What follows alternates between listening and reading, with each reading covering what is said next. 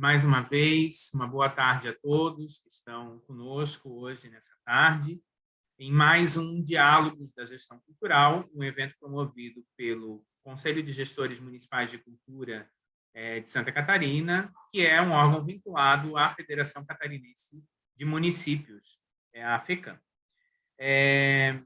Alguns recados paroquiais antes de a gente dar início ao evento. A todos que se inscreveram através do Simpla, o certificado de vocês vai se encontrar na plataforma Simpla após o evento. Tá? Então, para acessar o seu certificado, basta fazer o login lá no Simpla, como você fez a inscrição, e aí você vai ter acesso ao certificado. Este vídeo, a apresentação de hoje, ela está sendo gravada e depois será disponibilizada no YouTube, no canal do YouTube da FECAM.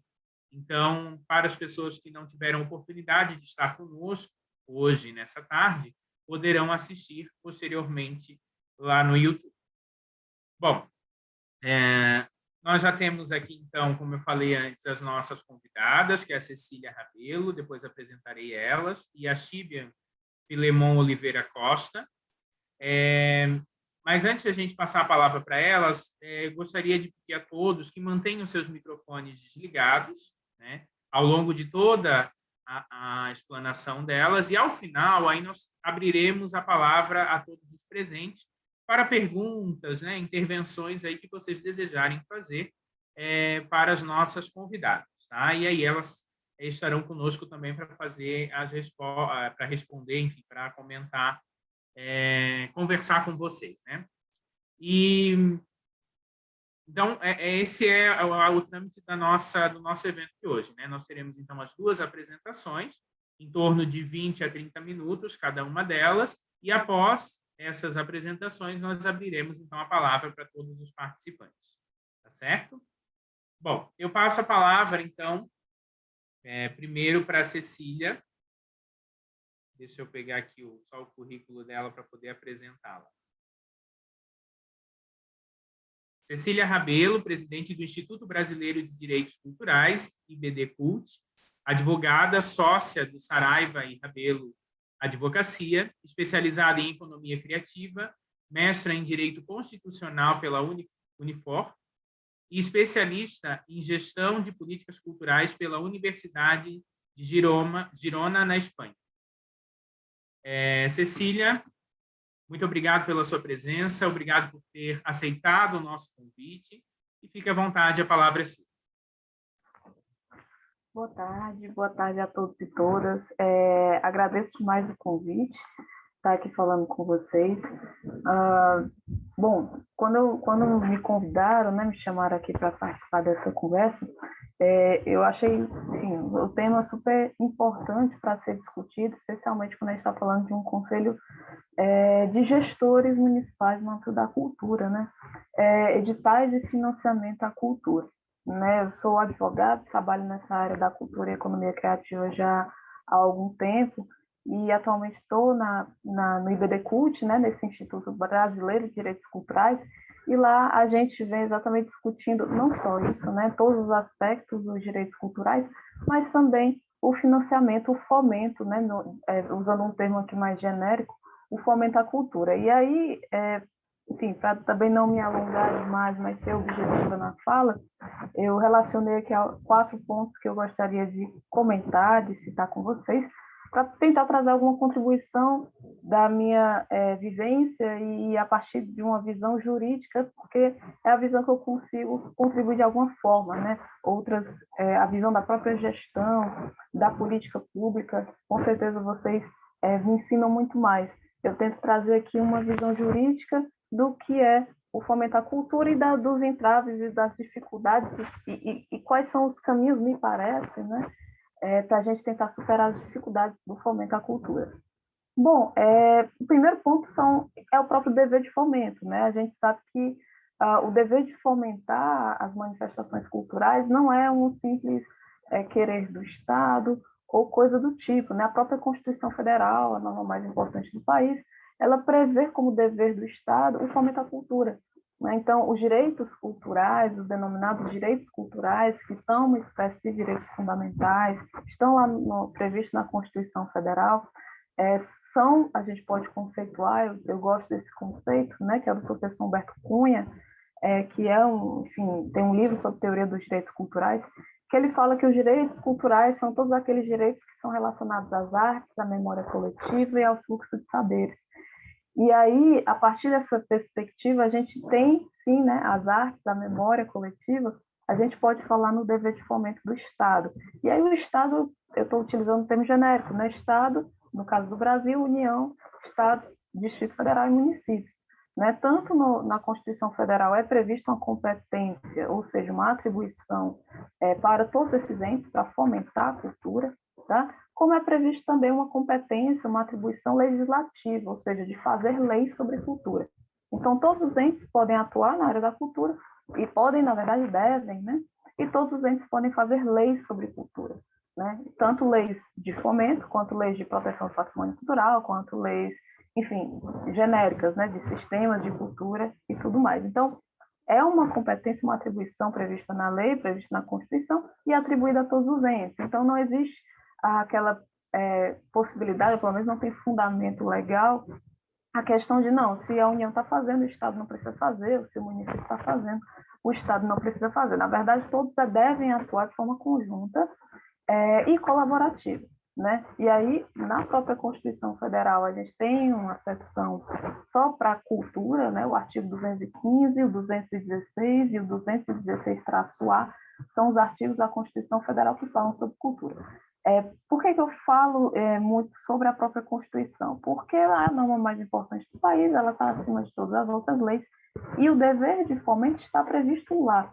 Né? Então, ainda que ele seja revogado numa lei municipal, numa lei estadual, o dever continua na Constituição. Né? Então, na verdade, todas essas leis municipais, as leis estaduais e as federais, elas só são reflexos do dever constitucional de fomentar a cultura, né? E de dar acesso aos direitos culturais, né? De forma geral, que a própria Constituição fala isso. Mas a gente está falando especificamente de financiamento, então lá é muito claro ao dizer que é dever do Estado fomentar a cultura. E aí, esse tipo de fomento não é dito, né? Na Constituição Federal, pelo menos, não se diz quais são os tipos de fomento que pode ser feito pelo Estado para as manifestações culturais, né? Mas a gente, na prática, pode observar que são basicamente dois tipos de fomento que a gente vê, né? Enfim, eu estive já dentro da gestão pública de cultura, estive na assessoria jurídica, né? Em secretarias de cultura, e lá a gente via muito essa primeiro, a confecção de normas, né, para poder fomentar a cultura, e esses dois tipos de fomento que a gente vê muito, que é o fomento direto e o fomento indireto. Né? O fomento direto através de repasse de recursos, diretamente para pessoas físicas, pessoas jurídicas, e o fomento indireto, que tanto pode ser através, por exemplo, de uma construção de equipamento cultural, pode ser através da compra de material para uma determinada escola de arte ou coisa desse tipo, como pode ser o incentivo fiscal. Né? O incentivo fiscal, como a gente tem no âmbito federal a Lei Rouanet, né? Mas também tem em estados e municípios, mas o incentivo indireto é o que se dá mediante a renúncia fiscal. Né? E a renúncia fiscal é aquela onde o Estado, né, ele renuncia parte do tributo, do imposto, para poder aquela parte daquele imposto ser direcionada a um projeto cultural. Né? Muitos estados e municípios têm incentivo indireto, através de renúncia de impostos. Daqui de onde eu falo, né, eu falo aqui do estado do Ceará, que a gente tem o incentivo fiscal também no ICMS. No estado de São Paulo e outros estados também tem possibilidade de renúncia fiscal no ICMS e no ISS, no caso de municípios. Né? Bom, e aí esses dois tipos de fomento são feitos geralmente, né, através dos famosos editais de cultura. Né? Os editais, eles são uma forma de democratização do acesso, obviamente, né? A própria, voltando na Constituição, ela prevê que a democratização ela é um princípio basilar, né, da política pública de cultura. A própria Constituição prevê a criação do Sistema Nacional de Cultura, né, que a gente ouve muito falar, mas a gente não vê muito na prática, né? Que nem caviar, né? Como diz a música, a gente ouve falar, mas nunca vê na prática, porque de fato o Sistema Nacional de Cultura foi colocado na Constituição Federal como um novo modelo de gestão da política pública de cultura, mas o Sistema Nacional de Cultura ele nunca foi regulamentado, né? A gente não tem uma lei que regulamente o Sistema Nacional de Cultura, que era para ser esse novo modelo de gestão democrática, participativa, descentralizada e permanente, né, de políticas públicas de cultura. Mas o fato é que a norma que a Constituição diz lá no parágrafo do artigo 216 lá, essa norma que iria vir para poder regulamentar o sistema nacional, inclusive o repasse do Fundo Nacional para os fundos estaduais, do Fundo Nacional para os fundos municipais, dos estados para o município, essa lei nunca foi feita, né? Existem projetos de lei no Congresso Nacional tramitando para poder regulamentar o sistema nacional, mas essa lei nunca foi publicada, nunca foi promulgada, né? E aí a gente tem um lapso aqui, né? Um vácuo normativo imenso que causa muitos problemas na minha percepção, né? Problemas estes, por exemplo, sentidos na execução da própria Lei Aldir Blanc, né? A Lei Aldir Blanc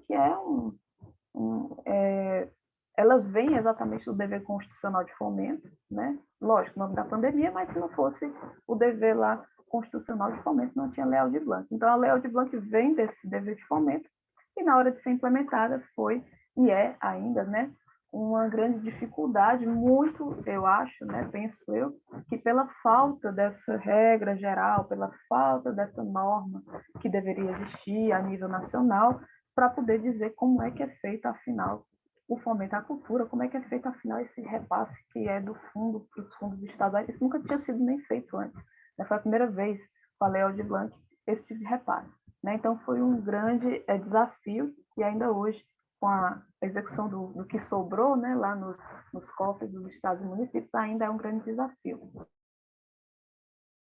De forma, né, ainda que a gente tenha ou não tenha essa lei nacional do sistema nacional, o fato é que os estados e municípios fazem as suas leis próprias de fomento, criam os seus fundos de cultura através de lei, né, porque tem que ter uma lei criam seus sistemas estaduais e municipais de forma autônoma, sem esperar a União fazer essa lei nacional aí que tem previsão constitucional e que ela deveria já ter feito. E aí os estados e municípios fazem essas leis porque os entes, né, no Estado brasileiro, eles são autônomos entre si, né? Então, União, Estado, Município e DF, eles não estão hierarquicamente superiores um ao outro, eles estão em pé de igualdade, por determinação constitucional. E é por isso que o município não precisa ficar esperando uma lei federal para dizer como ele deve gastar o recurso na área da cultura. Ele mesmo faz a lei dele e ele tem total competência para isso, né? Então, ele faz a sua lei do fundo, ele faz a sua lei falando sobre editais, ele faz a sua lei criando os conselhos, e está tudo certo porque os entes são autônomos, né? Então, a gente não precisa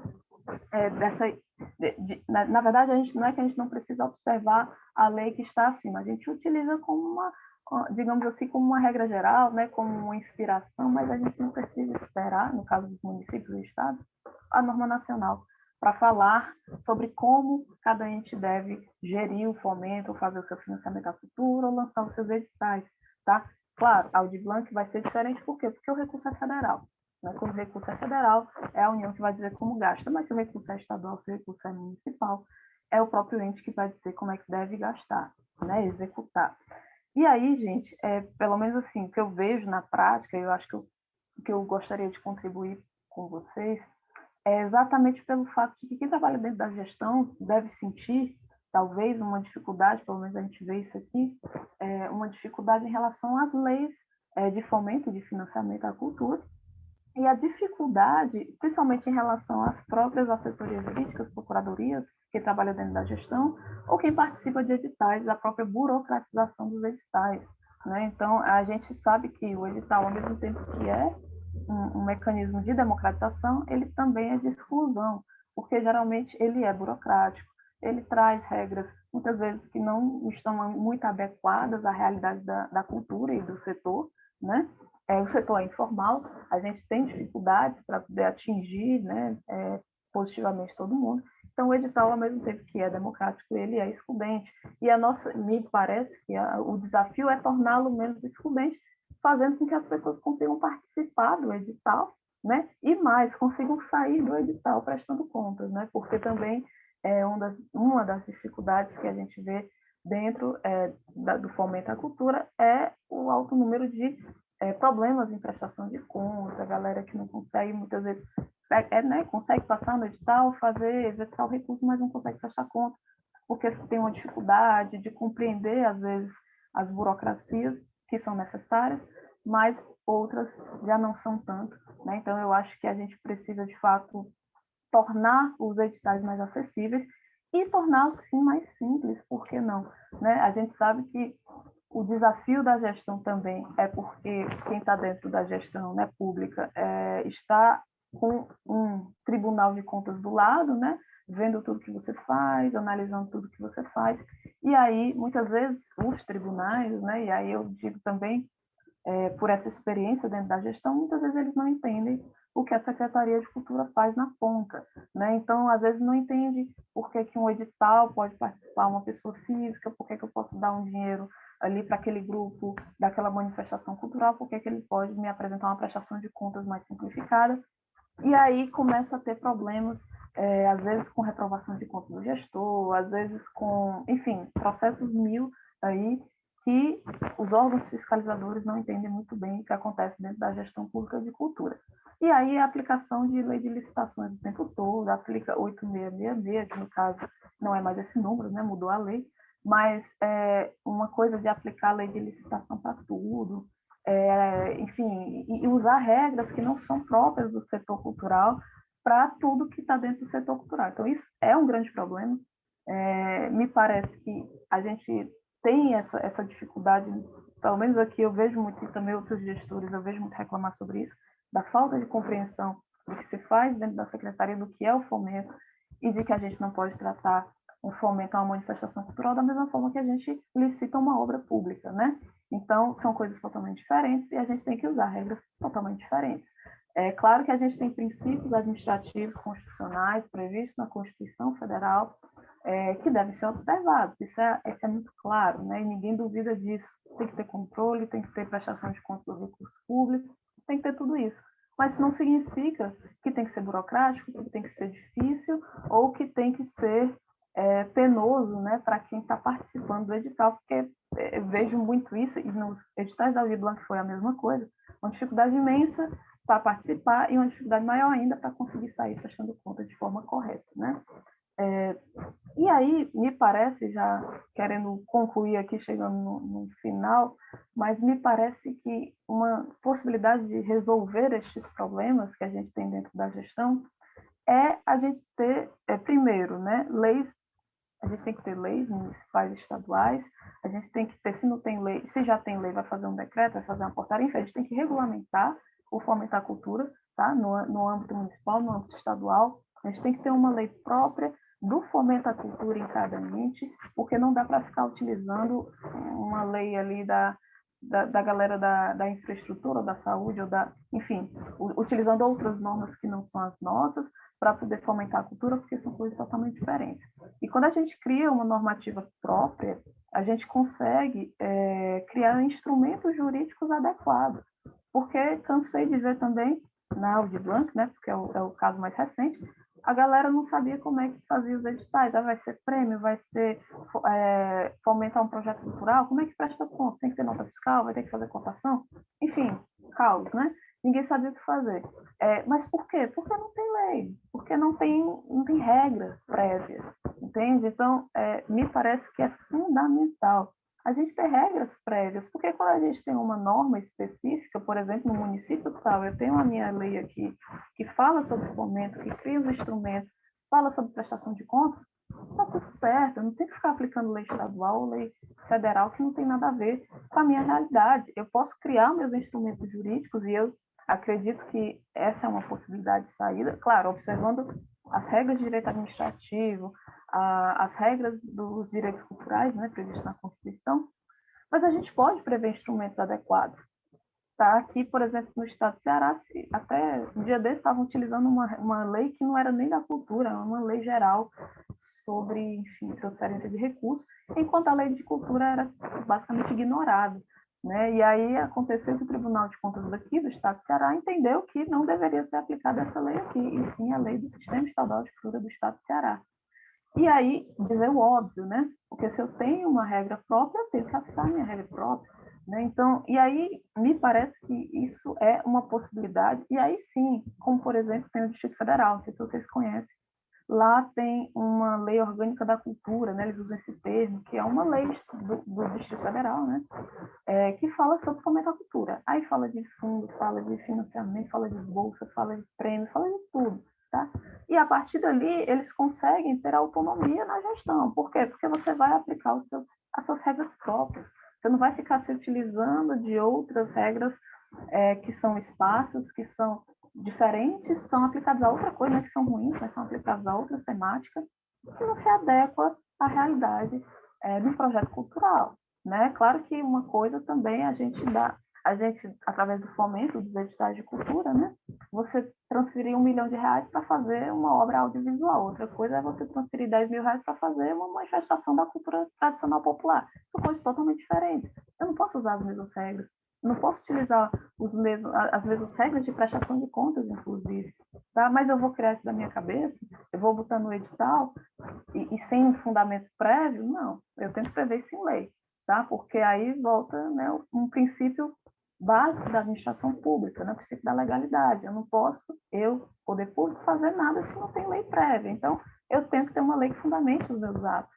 Mas se eu tenho essa legislação aqui, eu posso fazer meu edital, fundamentando nela, criando instrumentos específicos, criando regras de prestação de contas e deixando tudo certo, né? Pelo menos tudo previamente estabelecido para evitar problemas, né? Evitar problemas tanto do gestor, porque eu sei como é, né, estar dentro da administração pública e o tribunal aqui fiscalizando, não entendendo nada que você está fazendo, ou pelo menos lendo aquela sua gestão de uma forma equivocada, né?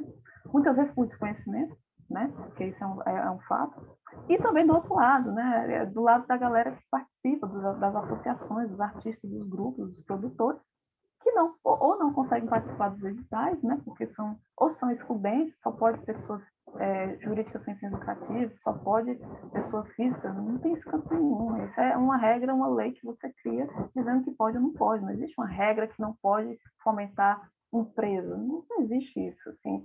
Se tiver na lei, tudo bem, mas se não tiver na lei, não existe uma proibição de antemão, entende? Então, se tiver na legislação, claro que pode, e por que não? A gente tem toda uma economia criativa aí para ser fomentada com recursos da cultura. Né? Por que não? Não existe uma proibição prévia. Tudo vai estar na legislação. A gente volta sempre para a legislação. A legislação não... E aí, para finalizar assim, esse raciocínio, a legislação não vai resolver todos os problemas. Né? Não vai resolver, por exemplo, o problema de não ter dinheiro nos editais, não ter dinheiro nos fundos, não ter dinheiro na dotação orçamentária da secretaria. Não resolve esses problemas, claro. Mas ela ajuda muito para criar uma gestão autônoma, uma gestão que tem continuidade, porque de novo, muitas vezes, muitos municípios simplesmente nunca tinham feito um edital na vida, né? Então, muitas não sabiam nem como é que fazia isso, né? Muitas vezes nem tinha Secretaria de Cultura. Né? Então, se você tem, não tinha nem legislação, obviamente, né? Não tinha nem secretaria. Então, me parece que a gente parte necessariamente de uma regulamentação. Quando a gente regulamenta previamente quais são as regras, a gente deixa aquele ambiente mais seguro. A gente deixa seguro para o gestor, seguro para o proponente, para quem está participando. Tá? Então, e aí, lógico, juridicamente, eu penso, né, que a regulamentação dos editais, criação de instrumentos prévios e toda essa antecipação antes do lançamento do próprio edital em si é uma medida salutar e fundamental para evitar problemas de mudança de gestão, muda tudo, né? Muda edital, muda regra, e isso é muito ruim, é muito ruim para a continuidade da política pública, é muito ruim para a própria sociedade, né? Que está participando desses editais. Certo? Claro, como falei, o orçamento é uma outra questão, inclusive também uma questão legal, né? Porque a gente vai falar, por exemplo, de lei orçamentária, que é uma lei. Né?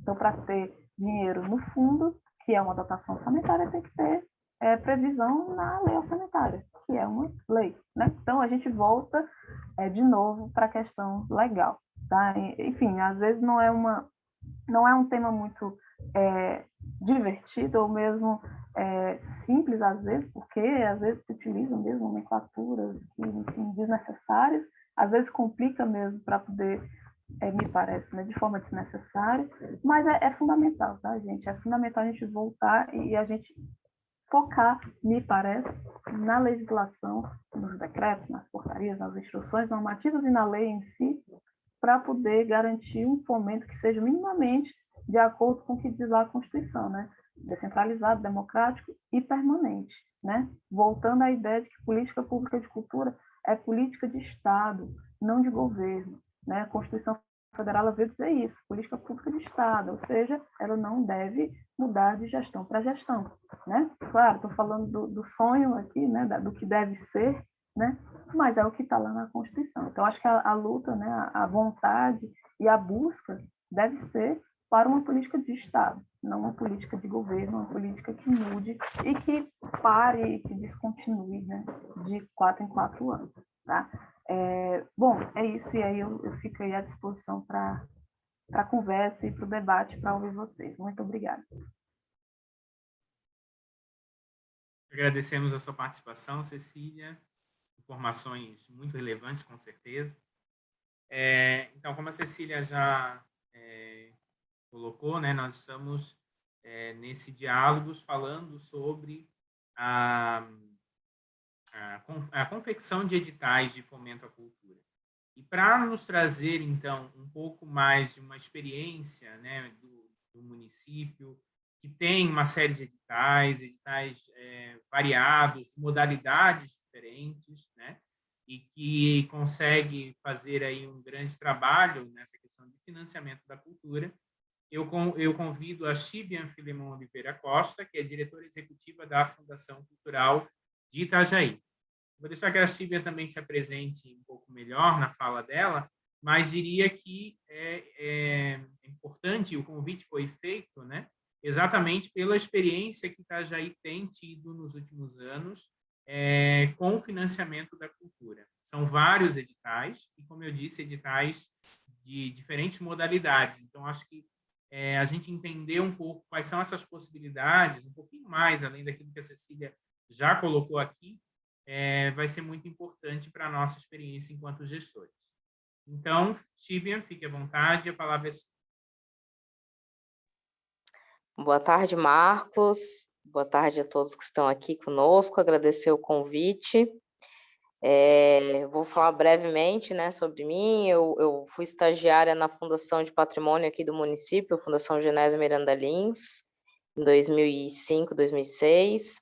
Principalmente atuei na área do audiovisual. Depois trabalhei 8 anos na Secretaria de Turismo, então participei de vários eventos, congressos, feiras, marejada, todas as regatas internacionais que passaram pelo município, e eu atuo há 5 anos na Fundação Cultural aqui do município, e desde abril do ano passado estou como diretora da Fundação.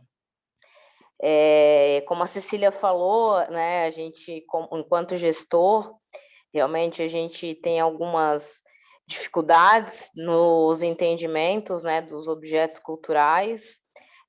A gente sente muito essa falta dentro da gestão pública, da própria parte do direito, né, de ter esse entendimento, essa compreensão.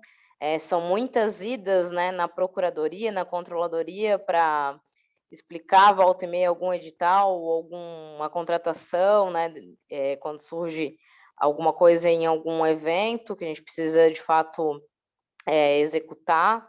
Então, a gente, né, vai direto lá para conversar, para explicar, para mostrar como é, né, como funciona esse objeto. Então, eu acho que eu vou tentar ser um pouco menos técnica, assim, né, colocar um pouco, né, do nosso dia a dia, assim, para tornar o assunto, que é um pouquinho mais dificultoso, um pouco mais compreensível, né. Eu acho que a primeira pergunta que a gente precisa se fazer se eu preciso de fato fazer um edital ou se eu tenho como fazer uma compra direta, né, uma contratação direta. Então, acho que é, né, o princípio básico disso, né, pensar naquele serviço, naquela execução, naquele objeto, né, qual que é a necessidade daquele edital, se é algo para que público, né, se é para atender a fundação, a Secretaria de Cultura, ou se é para atender o setor artístico, fomentar e movimentar o setor artístico. Então, acho que, né, primeiro a gente tem que ter esse cenário bem claro, né, esse diagnóstico, para saber se realmente a gente vai pelo caminho do limite da compra direta, dos 3 orçamentos, né, daquele produto ou serviço, ou se de fato a gente precisa elaborar um edital, né, ou uma licitação, que a gente tem que fazer algum termo de referência para poder contratar esse serviço. Então, né, como a Cecília comentou, a gente tem várias leis, né, que auxiliam nesse regramento, né, nos mecanismos e instrumentos dos editais. Aqui em Itajaí a gente tem alguns editais também já estabelecidos em lei, então a gente sempre tem que se atentar a isso, né, o gestor que está iniciando na pasta, procurar saber e entender quais são as leis vigentes, né, da sua cidade, do seu município, para acompanhar, né, essa execução. Aqui a gente tem a lei de incentivo à cultura, que é vigente em lei, o edital do meu primeiro livro, que é vigente em lei, e a gente encontrou também uma certa dificuldade dessas leis mais antigas, né, de outras gestões até inclusive, que às vezes o próprio edital estava estabelecido dentro da lei. Por exemplo, a gente encontrou algumas leis aqui no município que já determinavam valores, né? E geralmente o valor, a cota, é determinada pelo instrumento, pelo edital. Até por conta, né, da defasagem, né, dos valores, eles vão atualizando questão de mercado e tudo mais, de serviço, então a gente tem feito alguns estudos para algumas revogações, modificações de leis municipais nesse sentido também, que é muito importante que os editais eles também estejam em constante atualização, né? Então, é importante que a gente tenha esse diálogo e esse olhar com o setor artístico, né? Através do Conselho de Cultura, ou através de vivências mesmo, né? Você indo prestigiar um espetáculo, indo ver realmente, de fato, né? Qual que é a concepção, a infraestrutura que precisa, né, para aquele espetáculo, para aquele serviço estar acontecendo. Então, a gente aqui, né, tem vários editais, como o Marcos comentou, a maior parte deles a gente utiliza a modalidade ali de credenciamento, né? Alguns outros serviços a gente, durante o ano, faz por inegibilidade, né?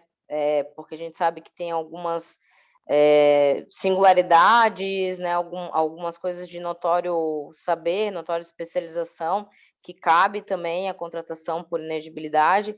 Então, é sempre prudente procurar a procuradoria, a controladoria, a assessoria jurídica, né, da fundação ou do setor que a secretaria se reporta, né? Então a gente utiliza bastante o credenciamento e a gente faz, né, aquelas perguntas básicas, assim, quando a gente está construindo uma minuta de algum edital, qual dotação que eu devo utilizar para aquele edital, né? Isso tem que estar bem claro, porque os recursos vão ser alocados dali.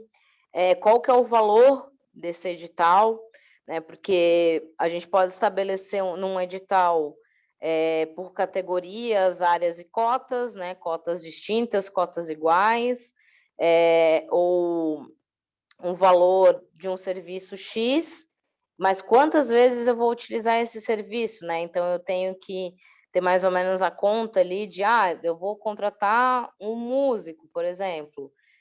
Então, eu vou credenciar duplas, trios, quartetos, mas quantas vezes, mais ou menos, no ano eu posso utilizar e chamar, né? Eu tenho que ter uma previsão, porque para o financeiro, né, precisa saber para estar dentro do orçamento, para fazer todo o bloqueio orçamentário, os empenhos. Então, às vezes você não vai estabelecer ali no edital, mas você internamente você precisa saber, né, para poder trabalhar nesse sentido. E é uma coisa bem delicada, assim, para certos editais, porque tem duas possibilidades distintas, né, dentro do edital. É aquele edital que você estabelece a cota, que você estabelece o preço, né, e tem aquele edital que você vai receber os projetos, então vai ter dentro uma planilha orçamentária, onde algumas funções determinadas, o próprio proponente que vai definir os valores dentro daquela cota, né? E isso tudo é muito delicado, porque a gente sabe que tabelar, colocar preço em cima de um trabalho de um artista é extremamente delicado, né? Então, a gente procura trabalhar assim, valores de referência diária, do que precisa. Essa área precisa disso tudo para acontecer. De tablado, de sonorização, de iluminação de cenário, né? O quanto que o artista já investiu, né? Que se esse projeto vai ser de concepção para montagem do espetáculo ou é um edital específico. Se é para circulação você já recebe o produto, né, o serviço pronto, a peça pronta, é outro valor, é outro, né, outro formato de edital.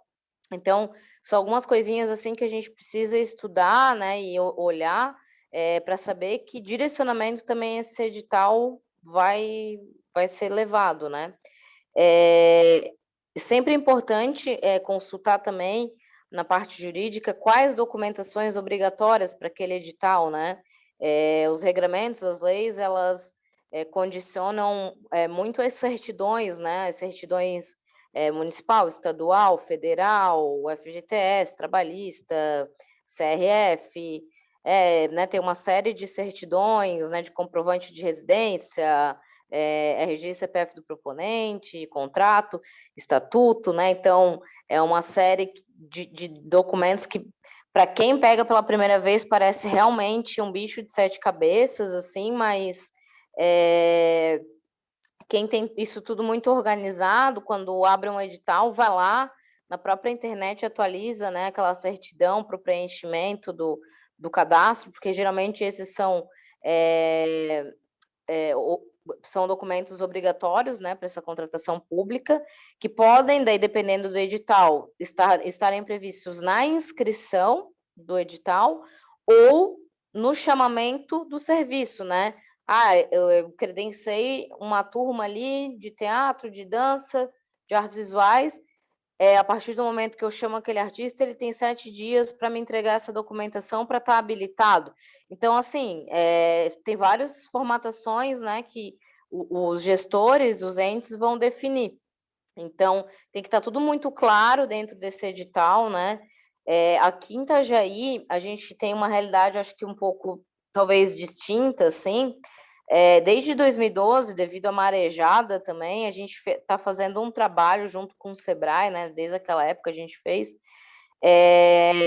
de incentivar os artistas a abrirem o MEI. Então, a gente tem muitos artistas que já têm o CNPJ, e grande parte dos nossos editais aqui são feitos através da pessoa jurídica. Para nós, né, a gente inclusive recebe essa orientação da controladoria por conta dos impostos, né? Um valor de R$5.000, por exemplo, para a pessoa física, acaba se tornando R$6.500 para a prefeitura, de tantos impostos, né, que estão amarrados ali dentro daquele recurso. Então, a gente tem incentivado bastante que, né, o MEI aqui para a gente está sendo o CNPJ em si está sendo um caminho muito proveitoso no sentido dos recursos, né? Mas isso cada cidade, cada município tem que verificar, né? Tem realidades distintas e é um trabalho que a gente precisa ir dialogando com a classe, incentivando, explicando como é que funciona, como é que abre, o caminho que se vai, né? Para conseguir chegar nessa realidade. Então, a gente demorou assim, uns 2 anos para cativar, para realmente mostrar que valia a pena. Inclusive, depois a gente teve devolutivas incríveis quanto a isso, porque com o MEI teve artista que conseguiu importar instrumento, enquanto empresa, né, conseguiu valores muito mais interessantes, né, até para os seus trabalhos, né. E no edital a gente está sempre naquela, tentando encontrar aquele meio termo de encontrar uma clareza de entendimento para o proponente,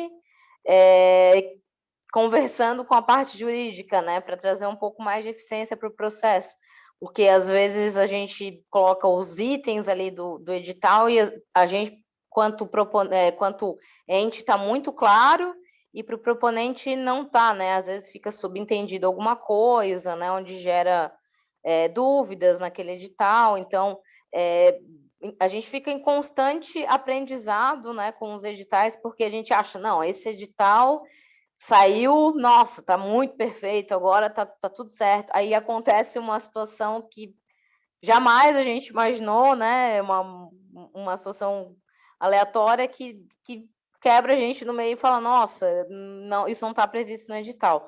Então, a cada ano, com as próprias experiências, a gente vai construindo, afinando e lapidando esses editais, né? Então, o edital ele tem que trazer, basicamente, o objeto, né, da contratação, tem que estar bem claro. Se é um edital que você vai colocar cota ali, o preço, né, o valor, claro. As condições, né, ali de documentação, de habilitação, para o proponente participar, os prazos, né, quando que está sendo lançado, até que dia fica aberto esse edital, até que horário fica aberto esse edital, qual que é a plataforma que o proponente vai usar para inscrever, se é uma plataforma online, se é um documento físico, se vai ser por e-mail. Então, né, e a gente, enquanto ente, tem que cuidar muito disso, porque eu já vi situações em outros momentos de algumas secretarias de fazerem um conferimento de documentação de inscrições em edital, e isso é um pouco delicado, né? O ideal é sempre que a pessoa vá fazer a sua inscrição, se for, né, presencial, envelope, que seja um envelope lacrado ali, porque, né, a gente não... vai ser a palavra doente contra o proponente, não, eu deixei o documento, eu não deixei. Então, né, tem que ter esses cuidados, assim, que às vezes a pessoa está afobada, às vezes imprimiu, deixou numa pastinha em casa, acha que levou, né, ou no momento ali um dos teus conferentes não percebeu e deferiu a inscrição ali toda 100% e não estava. Então, né, hoje o caminho online ele é super seguro, super viável para fazer. Tem plataformas, né, como o Prozas. Durante a Lei Aldir Blanc, a gente teve ali a oportunidade de utilizar o mapa cultural. Tem o Google Forms, né, tem outras plataformas, enfim. Você tentar encontrar uma maneira para poder manusear e acompanhar esses editais da melhor forma, né? Então, é muito importante também definir os critérios de julgamento, né? Quais são os critérios, qual que vai ser a pontuação, se der empate, qual é o critério de desempate, o que vale mais, o que vale menos, os pesos dentro de um edital, né? Isso é muito importante. E também definir, dependendo do edital, qual que é o local de execução, né, daquele objeto. Vai ser no YouTube da Fundação Cultural, vai ser no YouTube da Prefeitura, vai ser nas redes sociais, vai ser nas redes do proponente, vai ser nos eventos da Prefeitura, não, vai ser quando tiver demanda que alguém solicitar o evento, a gente vai, né, tudo tem que ficar muito claro, porque às vezes o projeto é elaborado para execução em um local específico, né? Dança, é obrigado a ter um tablado específico para aquilo, né? Não é em qualquer lugar que você vai encaixar, até pelo volume ali de participantes. Então, quanto mais claro e objetivo tiver o edital, menos problemas você vai encontrar lá na frente para execução e fiscalização, né, desse objeto cultural. E é muito importante estabelecer ali e entender que cada área tem as suas especificações, né? Música tem as suas especificações, dança tem as suas, artes visuais tem as suas, né? E o que a gente vai dar de suporte, né? Se a gente vai dar algum suporte para isso, se a gente vai oferecer sonorização, não vai, né? O proponente tem que prever, não prever. Então, são coisas que é muito importante tá dentro do edital, tá previsto, né? Porque, logicamente, a gente coloca lá no final, sempre nas exposições gerais, tem sempre os casos omissos, né? Mas quanto mais a gente tiver clareza na elaboração do edital, menos problemas para frente, né? Então, é mais ou menos nessa linha que a gente trabalha, né, aqui, quando vem algum projeto que envolve a planilha orçamentária, onde o proponente vai definir algumas funções, tem que ver se está tudo de acordo com o projeto, se as funções estão descritas, as quantidades, os valores, tem que ver se tem carta de anuência, né, para garantir que o projeto vai ser executado naquele local, ou que o projeto... acho que tem o microfone aberto. Dalson, se puder desligar teu microfone, tem interferência aqui. Obrigada. Quando, né? Mais 3 minutinhos, tá? Tá. E aproveitar que, né, dentro da planilha orçamentária tem isso descrito para garantir que o projeto, né, de fato vai ocorrer daquela forma. A gente, né, precisa detalhar, e o proponente também precisa deixar muito claro. E acho que uma coisa super importante é a questão das publicações, né, de deixar todo esse processo explícito, né? Não esquecer de enviar para o Diário Oficial, de colocar no site da fundação, né? De fazer toda essa questão da publicidade legal, né? Porque isso pode, de fato, derrubar um edital, né? É um resultado preliminar, envia para o jornal, é um resultado final, envia para o jornal, né? Porque é ali que o teu financeiro também vai ter a base para poder depois empenhar esses valores, né? Tem a parte dos recursos também, que é importantíssimo deixar no edital, porque, né, oportunismo contraditório, ampla defesa do projeto. A gente sabe que muitas das vezes, os proponentes não leem totalmente o edital, ou leem a primeira vez que vão participar e depois, né, entendem de forma equivocada, como, por exemplo, apresentar a documentação exigida após o prazo do edital, né? Não dá para aceitar. E isso está previsto no edital. E uma coisa que, né, é de praxe, que é extremamente importante, é que todas as minutas, os contratos, tudo tem que passar previamente, né, ser examinado aí pelas assessorias jurídicas, né? A gente divide aqui internamente, passa por várias pessoas para fazer uma leitura. Tá compreensível ou não tá, mas depois a gente passa justamente para o setor jurídico para ver se realmente, de fato, ele está bem estruturado dentro da legalidade, né? Que isso é muito, muito importante. É isso, Marcos, que eu tenho para contribuir. Eu acho que daí a gente abre para conversar. Obrigada. Nós que agradecemos por ter aceitado o nosso convite, Síbia. Sem dúvida, a experiência de Itajaí é muito positiva, os diversos editais que vocês têm aí. E fica o convite, né, para que todos aqui presentes, todos que estão nos assistindo agora e irão nos assistir depois também, possam acessar o site da Fundação Cultural de Itajaí e conhecer os editais que são lançados, né, talvez uma boa referência aí para editais, né, que os municípios precisem lançar, principalmente agora nesse momento em que a gente tem novamente, né, alguns municípios executando recursos da Lei Aldir Blanc. Bom, nós passamos então agora às perguntas. Vocês podem, né, todos os presentes aqui, se inscrever ali no chat e a gente vai passando a palavra para cada um, né, conforme a ordem de inscrição. Quem não quiser falar, né, no vídeo e tal, pode também escrever a sua pergunta no chat e a gente vai ler e comentar aqui com as nossas palestrantes de hoje. Eu gostaria de começar fazendo uma pergunta para a Cecília. Cecília, a gente teve uma situação aqui em Santa Catarina, que eu acho que deve ter, com certeza, né, teve algo muito semelhante no Brasil inteiro, o ano passado, em razão dos recursos da Lei Aldir Blanc. Como tu mesmo disse na tua fala, muitos municípios não tinham legislação nenhuma, sequer tem um órgão gestor de cultura, e, em razão disso, não tinham absolutamente nenhuma experiência com financiamento, né, da cultura.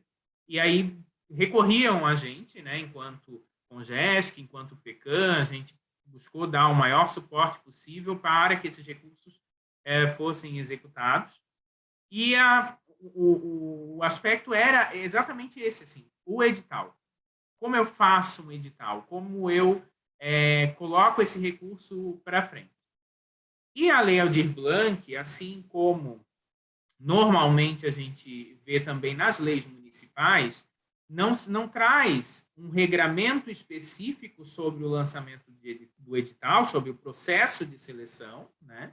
Assim como tu citou o exemplo do Distrito Federal, que seria, né, aí uma possibilidade, um exemplo a ser seguido, né? Enfim, eu particularmente desconheço essa lei, nem vou entrar muito no mérito, porque a orientação que a gente acabava passando era, de fato, de haver uma base legal, de seguir uma base legal já estabelecida, que era a Lei de Licitações ou a Lei 13.019. Né? Inclusive, aqui em Navegantes, por exemplo, nós temos experiência de utilizar a Lei 13.019 mesmo, né, como uma base legal, aí mesmo para o repasse de recursos para a pessoa física.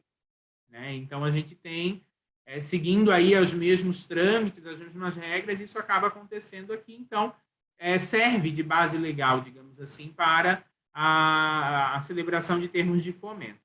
Então, a minha pergunta para ti é nesse sentido, assim, não acho que não é tanto uma pergunta, é mais para a gente aprofundar um pouquinho esse tema, sobre a questão de base legal a ser utilizada, né? Lei de licitações, 13.019, criar uma lei própria, mas aí quais são os limites para a criação de uma lei própria que não vai contradizer uma lei federal, as leis federais, no caso a Lei de Licitações e a 13.019, né? Assim, se puder comentar um pouquinho mais sobre esse assunto dentro desse olhar, né, de jurista que tu tens. Bom, perfeito, Marcos, a tua colocação em relação à dificuldade a gente fala da Aldir Blanc porque, enfim, né, foi o que movimentou muito o setor ano passado e ainda está movimentando esse ano, sobre a dificuldade de, e aí, qual é o edital, qual o tipo de fomento, qual o tipo de instrumento jurídico que eu vou utilizar. Né? Na Aldir Blanc, a gente tem, né, basicamente 3 tipos de repasse de recursos. Né? O inciso 1, 2 e 3. Né? O inciso 1 é aquela renda emergencial para a pessoa física, que ficou com os estados, né? E aí, muito tranquilo, porque era uma espécie de repasse parecido com o que já existia, né?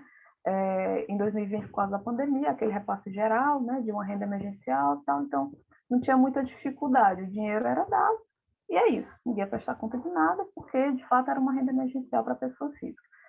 O inciso 2 é o do subsídio dos espaços, né? Que acabou ficando com os municípios. E aí tinha um valor que, se eu não me engano, era de 3 a 10 mil, não estou lembrando agora o valor exato, mas era um subsídio, um valor que era dado aos espaços culturais, formalizados ou não, né, grupos coletivos ou mesmo CNPJs, né, mas podia ser formalizado ou não formalizado, que ia receber esse repasse através dos municípios. E aí a Aldir Blanc, ela trouxe um pouquinho de regulamentação, né, ela falou com o que podia gastar. Então, ela disse que podia gastar, na verdade, não foi nem ela, foi o decreto, né, que veio depois. Mas ela falou que podia gastar com conta de luz, com internet, tal, deu ali algumas coisas e meio que deixou em aberto gastos em geral para manutenção do espaço. Aí foi o caos, porque tinha município que dizia que era só para aquilo que estava escrito lá, tinha município que dizia não é isso e um bocado de outra coisa, porque foi a mais, regulamentou a mais, né? E ficou nessa. Né? Eu, particularmente, entendo que ali não é um rol taxativo, ali simplesmente está exemplificando o que é que pode ou não pode gastar, mas a regra é gastar com espaço, né? Gastar com algo que seja relacionado ao espaço. E o inciso 3, né, que foram os editais de fomento geral, né? Então, ele deixou aquele inciso aberto para os estados e municípios que podiam lançar editais. E aí não falou exatamente como esses editais seriam lançados. E aí, por isso que ficou aquela dúvida. Os estados e municípios que já têm a prática de editais, como a Chívia falou, já tem, Itajaí já tem a prática de editais, então é muito mais simples, né? Porque eles já sabem o que fazer, já tem aquela prática, já tem legislação, inclusive, então é mais tranquilo. E os que não tinham, né? Os que não tinham é que foi um problema, porque eles não sabiam o que fazer, especialmente porque ou não tinham legislação própria, né? De fomentar a cultura no município ou no estado, e como eles não têm ou não tinham, perfeita a sua orientação. Usa a lei que existe, de fato. Se eu não tenho lei nenhuma, eu não posso fazer nada, né? Porque o Estado não pode agir na ausência de norma.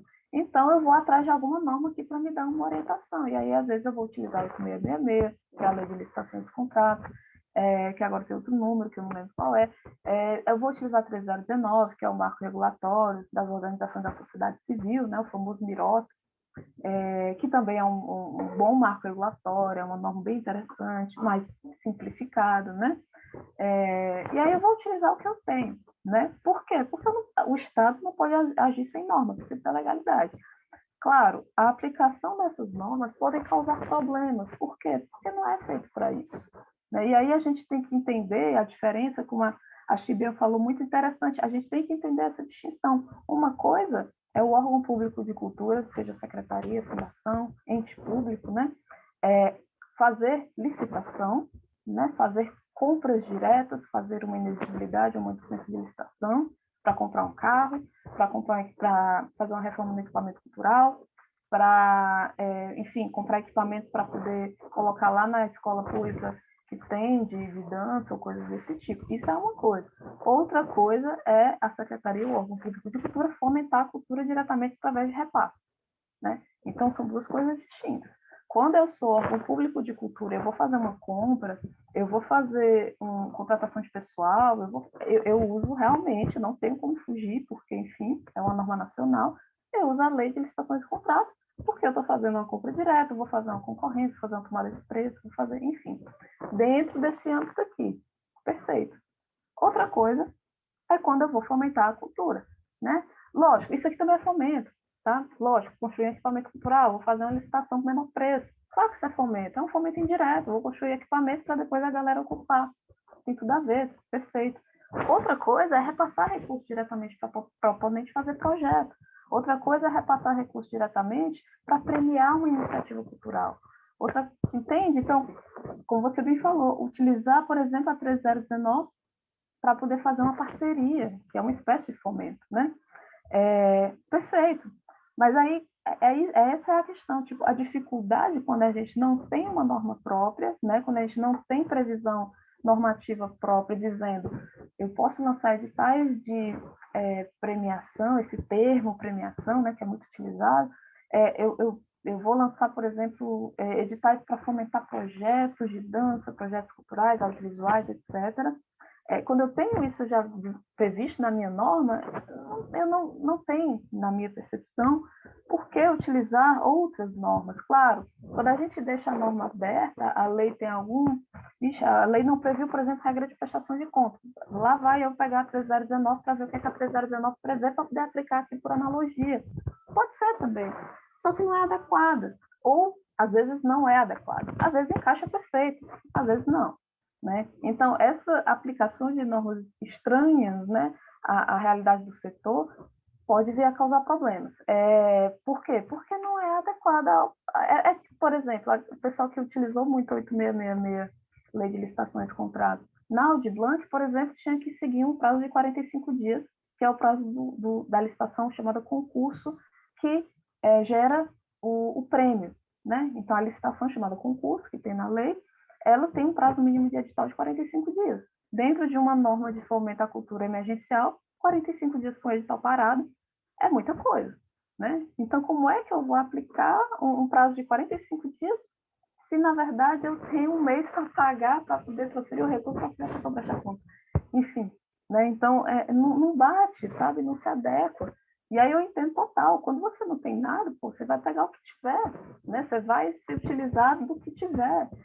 Mas, assim, isso dá problema, isso causa problemas, né? Tanto do ponto de vista prático, quanto às vezes do ponto de vista jurídico. Às vezes os próprios tribunais, os órgãos fiscalizadores, entendem que não, você está aplicando errado, não é para aplicar isso aí não, tem que aplicar aquela outra lei ali. Aí vem outra e diz, não, não é essa não, tem que aplicar aquela. Enfim, eu digo porque, né, vivi isso na prática muitas vezes. Mas, como a Chíbia falou, a conversa com a Procuradoria é fundamental. E aí os órgãos de cultura têm o dever, né, de botar debaixo do braço e explicar para o procurador, para o advogado, né, público, ou o membro da assessoria jurídica da secretaria, ou do órgão da fundação, e explicar o que é que a secretaria faz e buscar dele alternativas, explicando que cultura não é obra, nem é saúde, nem é educação. Cultura é cultura, a gente tem uma lógica própria. Então, a gente precisa, e aí eu acho, né, exigir dos juristas aqui, de quem atua na área do direito e atua na área da cultura, que entenda qual é a especificidade do setor e dê soluções legais, jurídicas, porque são soluções possíveis, certo? E aí a legislação que falou, né, do DF é bem interessante. Não sei como é que é na prática, né, posso estar falando besteira, mas a legislação em si é muito interessante porque ela prevê tudo isso. Ela prevê bolsa, por exemplo, pagar uma bolsa de estudo para um artista fazer uma residência artística. Pode fazer isso aqui no estado do Ceará? Não. Por quê? Porque não tem lei que prevê. E aí não dá. Enfim, aí se eu for pagar pessoa física, como a Chívia falou, o imposto vai lá para cima. A bolsa fica na metade. Como é que eu vou pagar? Incide imposto de renda. Isso é prestação de serviço? Tem que ter nota fiscal? Começa a confusão, entende? Então, aí eu não vou fomentar a pessoa física. Por quê? Porque é caro, é mais caro, né? Então, a formalização, como a Chívia falou, ter feito o MEI, formalização é fundamental no âmbito do setor cultural, né? Eu acho que todo mundo tem a ganhar. Qual o problema? Porque o MEI não abrange todas as atividades. O MEI não abrange todas as atividades culturais, né? E aí a gente tem um vácuo imenso. Por quê? Porque, por exemplo, um ator não pode ser MEI. E aí? Né? Ele pode ser professor de artes cênicas, mas para atuar não tem o KNAI ator dentro do MEI. E aí? Entendeu? Então, e aí, claro, onde é que está o problema, então? Está lá na legislação do MEI, que não prevê, por exemplo, atividade de design dentro do MEI, mas prevê o fotógrafo. E aí, enfim, essa grande... E aí, volto de novo, né? A importância da legislação e de uma legislação que seja voltada para o setor e não uma aplicação meio que copia e cola para poder fechar buracos, porque a gente faz o que dá para fazer, porque está certíssimo, é isso mesmo, mas eu acho que a gente precisa caminhar no sentido de vamos fazer uma coisa que seja adequada à nossa realidade, parar de talvez ficar ali se utilizando de outros normativos, porque a gente tem um sistema próprio que está previsto, inclusive, na própria Constituição. Perfeito, Cecília. Na verdade, a gente sempre, há muito, né, se discute no setor cultural a necessidade de uma lei específica para os contratos da cultura, mas, assim, como gestor já há 12 anos e meio, sempre me pareceu que essa lei ela teria que ser necessariamente uma lei federal, né, que ela teria que partir do Congresso Nacional, e que a gente não poderia, enquanto município ou enquanto até mesmo Estado, fazer uma legislação como essa do Distrito Federal. Então, a tua vinda aqui ela é muito positiva, trazendo essa experiência, assim, né, que eu particularmente desconhecia. Bom,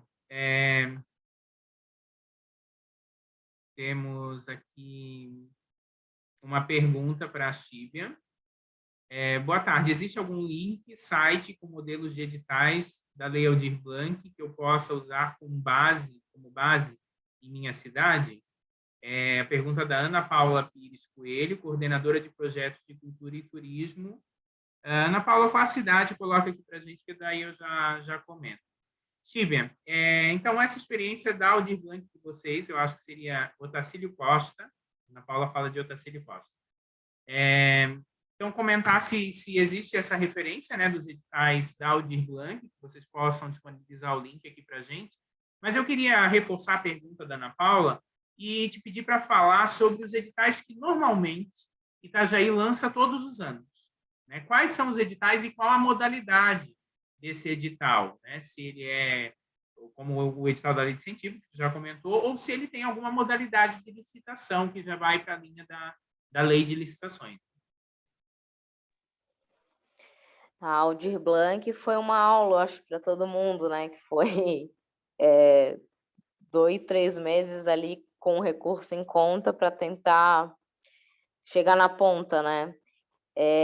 Do inciso 2, a gente fez aquela parceria com a Fundação Catarinense de Cultura e usamos o mapa cultural, né, para o inciso 2.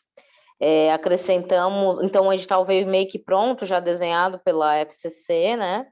Acrescentamos alguns itens ali, que foi nos orientado aqui pela nossa controladoria e procuradoria, algumas documentações, alguns anexos a mais ali.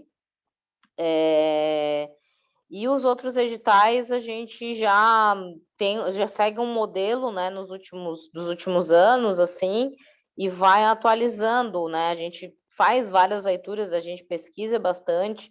Eu acho que, né, o Ceará foi uma aula de edital na Aldir Blanc aí, né? O Nordeste deu uma aula de como fazer edital durante a Aldir Blanc. Então a gente pesquisou bastante, a gente, né, foi atrás assim de municípios que a gente tinha ali como referência e ali do Nordeste a gente viu que alguns já estavam largando na ponta, então a gente buscou e fez a leitura e adaptou com a nossa realidade, né? Porque por mais que eu diga, o edital de Itajaí pode ser uma referência para vocês, o de Chapecó pode ser uma referência para vocês, o de Navegantes pode ser uma referência para vocês, o de Bombinhas, né? Bombinhas também foi um exemplo aqui na região da Anfre, na Aldir Blanc, né, de idealizar o edital, mas tem alguns critérios que cada, né, município, ali, cada controladoria, procuradoria vai também orientar. Então, né, tem esses municípios aí que eu sei que fizeram os editais da Lei Aldir e conseguiram aplicar, que dentro dos próprios sites das fundações, né, das secretarias de cultura, tem os links ali, editais, publicações, então dá para baixar em PDF, né? Então, é fácil de encontrar, fácil de ter uma referência ali desses editais. E a gente aqui, em média, a gente lança de 7 a 10, 12 editais por ano.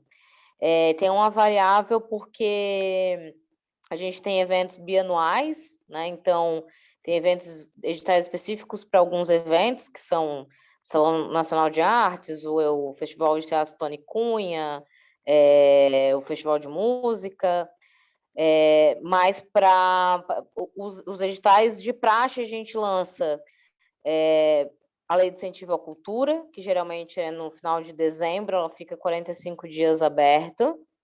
A gente lança o edital do Encontro Mercado, que é destinado para música, que são apresentações ali no mercado público do município. A gente lança o edital Compra de Espetáculos, onde a gente abrange a área de teatro, de dança, de culturas populares, de música, corais. Esse ano a gente incluiu literatura e artes visuais, né? A gente incluiu a parte de muralismo, de grafite e de contação de história em literatura. A gente lançou o edital de eventos culturais comunitários. Ano passado a gente fez uma adaptação para a formatação dele no formato online, né, por conta da pandemia, que são para os proponentes sugerirem, né, eventos de variadas áreas, né? Então, quando é presencial, é muito bacana que a gente cria um calendário, né, de eventos além dos eventos do município, porque a gente não tem pernas, né, para fazer todos os eventos. A gente mensalmente aqui já tem eventos vinculados à prefeitura e à fundação, mas com esse edital a gente consegue ajudar, né, fomentar financeiramente outros eventos em outras áreas. Retomamos o edital Meu Primeiro Livro, que é para publicações né, de escritores com conteúdos inéditos. Esse é um edital que a gente está reformulando, esse é um daqueles que eu comentei que estava previsto em lei o valor, estava muito defasado, é uma lei bem antiga, então a cota do edital estava prevista assim, numa das cláusulas, 8 cotas de R$ 5.000. Hoje, R$ 5.000 não se faz nem a diagramação e impressão de um livro, né? Então, a gente está revogando isso, está alterando. Então, mais ou menos são esses editais, né? Daí a gente tem um ou outro que a gente acaba, às vezes, abrangendo de algum evento do município ou de algum evento que, né, que vai estar no calendário daquele ano. Perfeito, Síbia, muito obrigado. Gente, estamos ainda com inscrições abertas para manifestações, tá? E Ana Paula, então, a gente colocou ali, acho que ela já viu, inclusive, a Cecília colocou o link dos editais do Ceará e eu coloquei o link dos editais da Fundação Cultural de Itajaí. Na verdade, tem o de 2020 ali, que tem os editais de Aldir Blanc, mas tem todos os anos, né? Tem um histórico ali dos editais lançados por Itajaí. Bom, Oi, não temos Marcos. mais... Oi? A Cris, tem uma pergunta aqui da Elisandra, de Cocal do Sul. Ela faz a seguinte pergunta: quanto à realização de eventos culturais, festa da cidade, por uma OSC, podemos aplicar a 13019? Eu vou passar essa pergunta para a Cecília, apesar que eu tenho uma opinião aí. Bom, a 13019, ela prevê 2 tipos de termos, né? Ela tem o termo de fomento e o termo de colaboração, né? O termo de fomento é aquele onde o poder público vai fomentar uma atividade do ente privado, da OSC, né? Organização da Sociedade Civil, que são as associações, né? Basicamente, associações ou fundações, pessoa jurídica de direito privado sem fins lucrativos. Então, tem o termo de fomento e tem o termo de colaboração, que é quando o poder público tem o projeto e a OSC vem participar, a OSC vem contribuir, ela vem como parceira, mas o projeto é do poder público, tá? O termo de fomento, o projeto é da entidade, o termo de colaboração, o projeto é do poder público. E tem o acordo, né, acho que é acordo de cooperação, se eu não me engano o nome, mas é o que não tem repasse de recursos, né? No caso sendo, me parece, né, estou pensando aqui, se é uma festa da cidade, me parece que está mais com cara de evento, né? Mas se for algo que seja relativo ao próprio calendário cultural da cidade, um projeto que seja do próprio poder público, eu entendo que daria para fazer um termo de colaboração, né? Se for realmente uma parceria, né? Porque a gente tem que ter muito cuidado em distinguir parceria de prestação de serviço, né? Então, e aí os tribunais, né, de contas estão muito atentos a isso. Então, uma coisa é parceria, que é quando você, poder público e entidade, né, fazem ali aquele termo, e aí é como se fosse, né, tem benefícios e tem objetivos de mútua cooperação, né? Os dois agem para atingir um fim comum, né? Prestação de serviço é outra coisa, é o poder público contratando uma pessoa jurídica, uma pessoa física, enfim, para prestar um serviço, né? Por dinheiro, né? Então, contrapartida é dinheiro, a pessoa vai e presta serviço. Então, é importante distinguir e caracterizar se a utilização da MIROSC, da 3019, não é um desvirtuamento de licitação, tá? Porque aí é bem delicado, é preciso o gestor analisar se é de fato uma parceria, uma mútua cooperação, ou se eu preciso mesmo de uma prestação de serviço, uma produtora que vai lá e faça o evento. Tá? Então, assim, de antemão, para responder, creio que é possível sim, mas vai depender. É uma parceria mesmo? É uma mútua cooperação? Se não for, se for uma prestação de serviço, então eu tenho que ir realmente para 8666, que é a lei de licitações. Tá? Cecília, ela complementa que se pode ser por inexigibilidade no caso de ser a única entidade na cidade. Pois é difícil, assim, inexigibilidade eu tenho tanto a da lei de licitações quanto a da 3019, da OSC, né? Por quê? Porque é a mesma coisa, antes mesmo, o passo que a gente dá atrás é parceria ou é contrato, né? Se for parceria, mútua cooperação, tem um conceito de parceria lá na 3019, inclusive, né? aquele feito, né, em mútua cooperação, onde os dois estão buscando atingir uma finalidade em comum, tal, aí tudo bem, eu tenho uma parceria. E aí, dentro da 3019, a regra é fazer edital, chamamento público, né? A regra é essa, mas a 3019 prevê também casos de inexigibilidade e dispensa de chamamento, tá? E um dos casos de inexigibilidade é quando você tem a expertise, você realmente é uma única entidade que existe no lugar, tá? Mas a gente tem que ver realmente se é parceria. Lá na lei de licitações, é a mesma coisa. Se for contrato, prestação de serviço, a regra é licitação, né? Vai ser concorrência, menor preço, pregão, enfim, dependendo do caso. E aí a exceção vai ser a inexigibilidade, que um dos casos é, de fato, que o serviço só pode ser prestado por uma única empresa, né? Um único prestador. Tem que fundamentar bem, caracterizar bem, mas eu daria um passo atrás aí para tentar entender se de fato é uma parceria ou não, tá? Se for uma prestação de serviço, utilizar a 3019 pode ser caracterizado como fuga de licitação, tá? Posso complementar só para dar um... É que depende muito de como vai ser executado, né? Porque, por exemplo, aqui no município, quando é aniversário da cidade, é a fundação, é o município, a prefeitura que vai produzir o evento, a gente faz o corte do bolo. Então, por exemplo, o que a gente faz? A gente tem uma licitação de tendas, uma licitação global que atende toda a prefeitura com tendas. Então, beleza, opa, já temos as tendas do evento, vamos contratar ali as tendas do evento com a licitação, né, que já está vigente. Já tem a sonorização e palco. Opa, tem a licitação de sonorização e palco. Então, né, estrutura já temos do evento. Precisa de banda.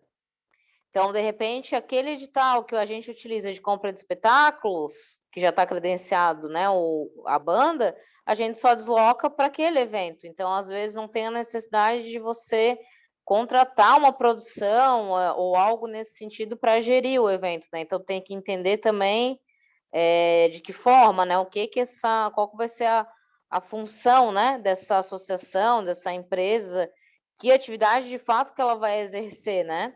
Porque às vezes o tribunal vem questionar, não, mas não tem corpo técnico na prefeitura para executar isso, não tinha estrutura, não tinha, né? Aí tu está pagando outros serviços que já tem previsto, né? Então, às vezes rola esse conflito, tem que entender um pouco mais qual que é o tipo de execução de serviço, né? Não, é um evento diferenciado, que é uma área específica, que não se tem um corpo técnico para isso, daí, né, aí cabe a inegibilidade, aí cabe, né, a 3019, então, enfim, né, tem que entender o que é, né, primeiro, para depois ver qual que tu vais utilizar. Perfeito, exatamente, né? É exatamente isso. Quando a gente fala, por exemplo, aqui no Ceará, a gente tem o Réveillon, que é, né, enfim, Réveillon e outras festas que até são culturais, mas que são mais um estilo de festa mesmo, geralmente é feita como você falou, tem um contrato lá geralzão da prefeitura, e aí eles vão utilizando, pegando ali dos contratos já feitos, né? Ata de registro de preço, aquela coisa toda. Já a gente tem aqui um evento que é o Festival de Música da Ibiapaba, que é aqui na Serra, né? Na Serra aqui do Ceará. E aí é um festival de música que acontece todos os anos, tem toda uma pegada de formação musical, tal. E aí esse evento, né, esse festival de música da cidade, que é promovido pelo governo do estado, aí eles fazem um termo de fomento, um termo de colaboração, porque é um projeto da secretaria, a secretaria realmente não tem pernas, né, para fazer eventos no interior, e aí ela vai e faz com uma entidade local, que tem a pegada da música, que tem a expertise da música, e aí dá certo. Por quê? Porque a entidade já tem aquela prática na cidade e tal. Então, como você falou, vai depender muito do qual é o conceito do que se está fazendo. É uma festa? Eu vou precisar de produção? Eu quero produção de evento não entra na Miroski. A gente está falando de parceria. Pode até ser que a produção entre dentro da parceria, mas ela entra para poder atingir uma outra coisa, e não para a produção em si, né? Então tem que ter muito cuidado com o risco, né, da gente estar desvirtuando da licitação. E aí pode ser um problema para o gestor. Perfeito. Muito obrigado pela contribuição de vocês. Nós não temos mais inscrições, então vamos caminhando para o final do nosso evento. Eu queria lembrar a todos também, voltando lá à pergunta da Ana Paula, lá na página do Congesc, no site da FECAM, nós temos modelos de editais também para Aldir Blanc. Tá? Então, se quiser acessar lá, é mais uma referência aí que pode ser utilizada.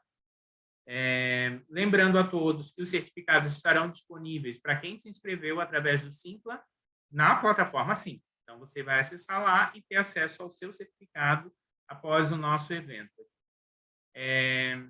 Bom, eu queria agradecer imensamente, em nome do Congesc, em nome da FECAM, a presença da Cecília, que participou aí representando o Instituto Brasileiro de Direitos Culturais, e foi uma referência que a gente buscou lá no processo da Aldir Blanc, que a gente, na verdade, mais especificamente a Célia, nossa colega aqui do Comitê Gestor do Congesc, que ouviu a sua fala em um dos eventos, vários eventos virtuais que aconteceram, e falou: aquela moça, aquela representante lá do Instituto Brasileiro, é a pessoa certa para estar conosco hoje aqui e falar sobre esse tema. E por isso a gente fez o convite para você, então agradeço muito por ter aceitado. Igualmente, agradeço a Chibian também, por ter aceitado o convite, a nossa colega, gestora aqui de Santa Catarina, e que também tem uma contribuição muito relevante aí pela experiência que Itajaí tem mostrado nos últimos anos, nesse sentido do fomento à cultura. E aí, para a gente poder finalizar, eu passo a palavra novamente a vocês duas, começando pela Cecília, para poder se despedir e fazer as suas considerações finais. Muito obrigada, Marcos. Muito obrigada a todos e todas, a Chibian, pelas trocas. Acho que eu aprendo muito também quando participo desses momentos, de ver como que a galera está vivendo, na prática da gestão. É difícil, não é simples, é um desafio. A galera que está à frente da gestão pública de cultura e a galera que está à frente também das entidades culturais, dos projetos artísticos. São realmente guerreiros e guerreiras. E aí eu fico à disposição. O IBDCult ele é essa entidade que visa exatamente o estudo, a difusão dos direitos culturais. A gente tem um site, ibdcult.org, a gente tem Instagram, tem Facebook, a gente sempre está fazendo eventos e também produzindo, tem produções de livros, a gente sempre está aí atuando. A gente tem um blog que é muito interessante, toda semana tem artigo falando sobre diversos temas, e a gente está sempre falando sobre fomento também, E aí eu agradeço demais, eu fico à disposição de vocês sempre que chamar, sempre que precisar, tá bom? Muito obrigada. Obrigado, Cecília. Chibian? Obrigada. Cecília, só um detalhezinho, estão pedindo o teu contato aqui no chat, se puder passar um e-mail de contato. Claro. Tu quer que eu escreva? É melhor? Eu acho que pode colocar ali, daí todo mundo já vai ter acesso. Chibian, desculpa te interromper. Capaz, tranquilo. Marcos, obrigada, Obrigada pelo convite.